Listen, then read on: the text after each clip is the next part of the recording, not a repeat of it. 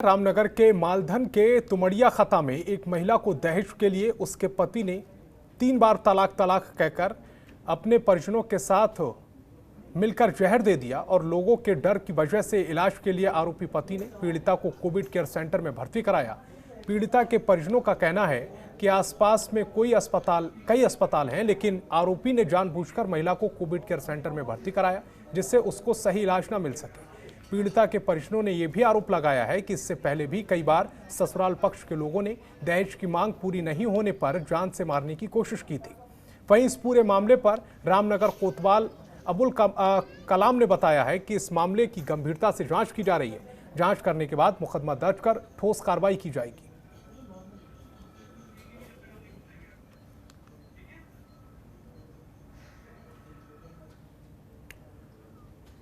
प्रदेश में कोरोना संक्रमण में लगातार बढ़ोतरी हो रही है, जिसके चलते प्रशासन अलर्ट मोड पर काम कर रहा है। तो वहीं रामनगर क्षेत्राधिकारी बलजीत सिंह भाकुनी और रामनगर कोतवाल अब्दुल कलाम के दिशा निर्देश पर बाहर से आने वाले प्रवासियों के रैपिड टेस्ट किए जा रहे हैं और कोविड-19 पॉजिटिव आने वालों को तुरंत हायर सेंटर रेफर किया जा रहा है, जिससे कोरोना संक्रमण को फैलने से रोका जा सके।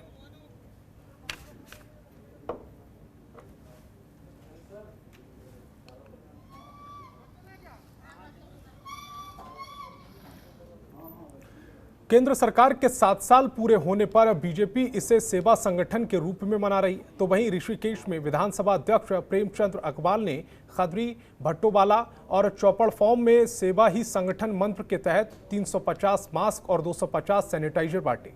इस दौरान विधानसभा अध्यक्ष ने लोगों को कोरोना संक्रमण से बचाव के लिए जागरूक कर सभी से वैक्सीन लगवाने की अपील की।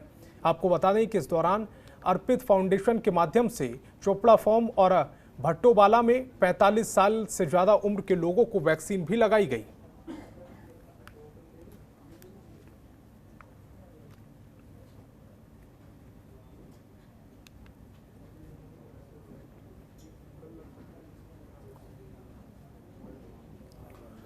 उत्तराखंड में जगह जगह सेवा ही संगठन कार्यक्रम मनाया जा रहा है, जिसके चलते नैनीताल में सांसद अजय भट्ट ने कार्यक्रम की पूरी मजबूती दी है और लोगों से कोविड नियमों का पालन करने की अपील की है। वहीं थराली में प्राथमिक स्वास्थ्य केंद्र में रक्तदान शिविर का आयोजन किया गया। आयोजित रक्तदान शिविर में युवा मोर्चा के कार्यकर्ताओं ने रक्तदान कर कुल 42 यूनिट रक्तकोष में जमा किया है। तो 2 तस्वीरें आपको दिखा रहे हैं इस समय। पहली नैनीताल की है, जहां पर सेवा ही संगठन कार्यक्रम मनाया गया। तो वहीं थराली की दूसरी तस्वीर है, जहां पर रक्तदान कर सेवा ही संगठन कार्यक्रम को और मजबूत किया गया। 42 यूनिट रक्तकोष में जमा किया गया है।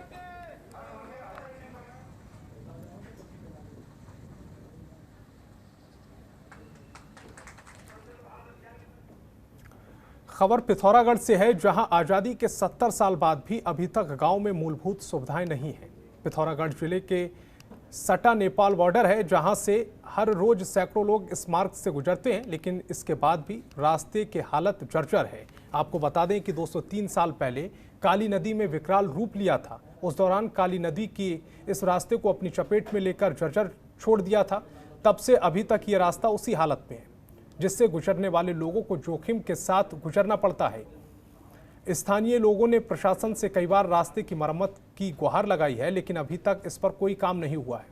तस्वीरों में आप देख सकते हैं कि किस तरह से रास्ता जर्जर है। जरासी कोताही सैकड़ों किलोमीटर नीचे खाई में ले जाएगी, लेकिन यहाँ के लोगों की बदनसीबी ऐसी है कि ऐसे रास्ते से उन्हें हर रोज गुजरना पड़ता है।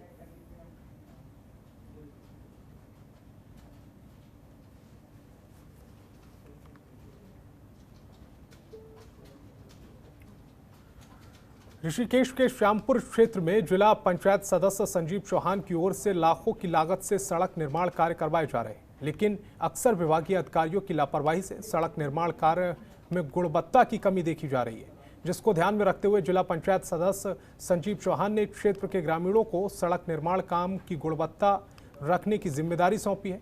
कहीं ना कहीं संजीव चौहान की इस पहल से सड़क निर्माण काम की गुणवत्ता के साथ होने की संभावनाएं जताई जा रही हैं।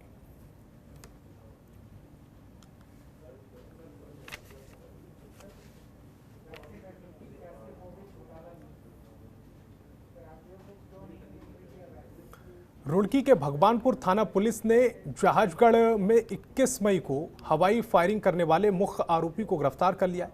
आपको बता दें कि थाना भगवानपुर में जहाजगढ़ के रहने वाले सचिन कुमार ने जान से मारने की धमकी और हवाई फायरिंग करने वाले आरोपी के खिलाफ मामला दर्ज कराया था, जिसके बाद पुलिस ने कार्रवाई करते हुए 3 आरोपियों को गिरफ्तार कर जेल भेज दिया है। लेकिन मुख्य आरोपी फरार चल रहा है, जिसकी तलाश पुलिस कर रही है। वहीं पुलिस ने आज मुख्य आरोपी को अवैध हथियार के साथ गिरफ्तार कर जेल भेज दिया है।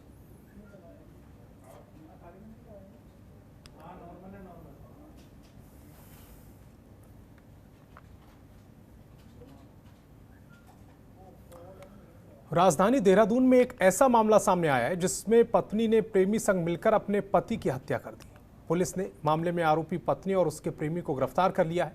यह पूरा मामला रायपुर थाना क्षेत्र का है, जहां आरोपी विजय लक्ष्मी की शादी साल 2006 में पंकज से हुई थी, लेकिन शादी के बाद ही दोनों में आपसी झगड़े होते थे। वहीं जब पति को पत्नी पर अवैध संबंध का शक हुआ तो पत्नी ने अपने प्रेमी के साथ मिलकर पति को नींद की गोलियां खिलाकर मौत के घाट उतार दिया, जिसके बाद युवक की मौत हो गई। मृतक की मां की तहरीर पर पहुंची पुलिस ने शव को कब्जे में लेकर पोस्टमार्टम के लिए भिजवाया था, जिसके बाद पुलिस ने आरोपी पत्नी और उसके प्रेमी को गिरफ्तार कर जेल भेज दिया है। देहरादून से खबर आपको बता रहे हैं, जहां पर अवैध संबंधों के चलते एक हत्या हुई। बताया जा रहा है कि पत्नी का किसी और के साथ संबंध थे और ऐसे में उसने पति को नींद की ज्यादा गोलियां दे दी, जिससे उसकी तबीयत खराब हुई और उसकी मौत हो गई। ऊधम सिंह नगर जिले की खटीमा कोतवाली पुलिस ने अवैध मिट्टी खनन मामले में 3 ट्रैक्टर ट्राली को जब्त कर लिया है, जबकि मौके से खनन करने वाले लोग भागने में सफल रहे। वहीं इस पूरे मामले में खटीमा कोतवाल नरेश चौहान ने बताया कि जिस जगह से पुलिस ने मिट्टी खनन करते हुए 3 ट्रैक्टर ट्राली पकड़े हैं, इस जगह पर नगर पालिका के जरिए से नाले की सफाई का काम करने की बात सामने आई है, लेकिन ये काम दिन की जगह रात में किया जा रहा था, जिस वजह से अवैध खनन मामले में पकड़ी गई 3 ट्रैक्टर ट्रालियों को सीज कर दिया गया है। फिलहाल पुलिस इस पूरे मामले में जुटी हुई है।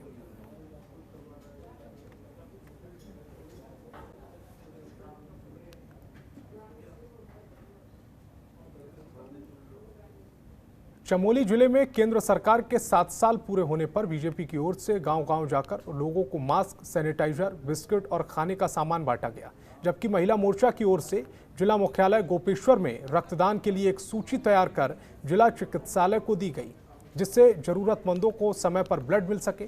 चिकित्सालय कर्णप्रयाग और बेस अस्पताल सिमली में बीजेपी युवा कार्यकर्ताओं की ओर से रक्तदान के लिए सूची दी गई है।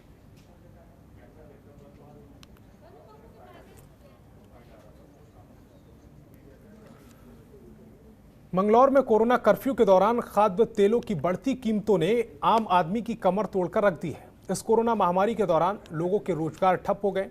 कोरोना कर्फ्यू के दौरान आवश्यक दुकानें ही तय समय पर खोली जा रही हैं, तो जाहिर सी बात है कि लोगों के कामकाज बंद हो गए। ऐसी स्थिति में रोजमर्रा की रसोई घर में उपयोग होने वाले खाद्य सरसों का तेल, रिफाइंड और वनस्पति घी के दामों में तेजी के साथ उछाल आया है। जहां सरसों का तेल पिछले साल 90 रुपये प्रति लीटर बिकता था, जो अब 170 रुपये प्रति लीटर की दर से बिक रहा है। वहीं व्यापारी कोरोना काल के चलते ट्रांसपोर्ट महंगा होने के कारण बताया जा रहा है। व्यापारियों का कहना है कि बढ़ती पेट्रोल डीजल की कीमतों से ट्रांसपोर्ट का खर्च बढ़ गया है, जिसके कारण खाद्य सामग्री के दामों में तेजी के साथ बढ़ोतरी हो रही है। तेलों की बढ़ती कीमतों से महिलाओं में खासा रोष है। खाद्य तेलों की महंगाई के कारण रसोई का बजट भी बिगड़ गया है।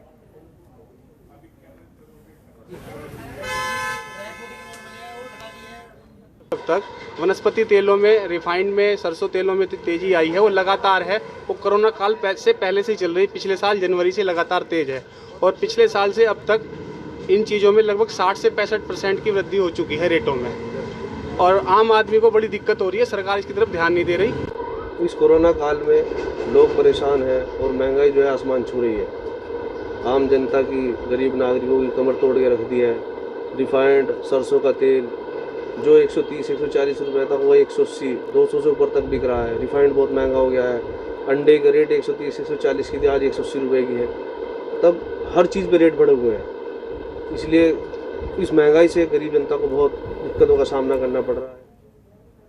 सितारगंज इश्तियाक वादी ऑक्सीजन सेंटर चलाने वाली यूथ कांग्रेस की टीम ने उप जिलाधिकारी को ज्ञापन सौंपा है, जिससे यूथ कांग्रेस ने उनके ऊपर लग रहे बेबुनियाद आरोपों की निष्पक्ष जांच और दोषियों के खिलाफ सख्त कार्रवाई करने की मांग की है। यूथ कांग्रेस के नगर अध्यक्ष इश्तियाक अंसारी ने बताया है कि सामाजिक लोगों की तरफ से ऑक्सीजन सेंटर चलाने में आर्थिक सहायता प्रदान की गई है।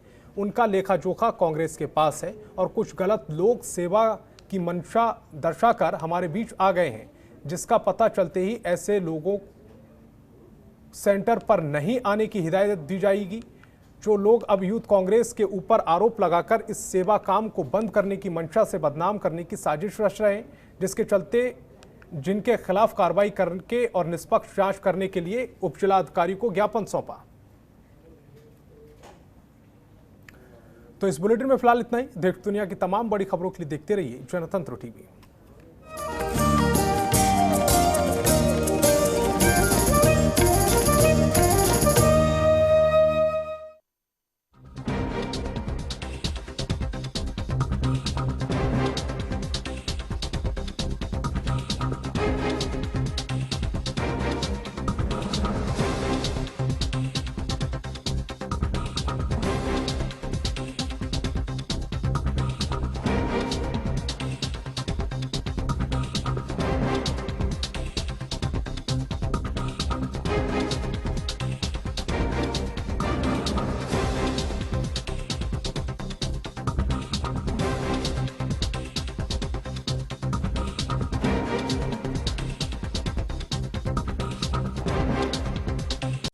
खबरों के निष्पक्ष विश्लेषण के लिए सब्सक्राइब करें Jantantra TV and press the bell icon. Never miss any update.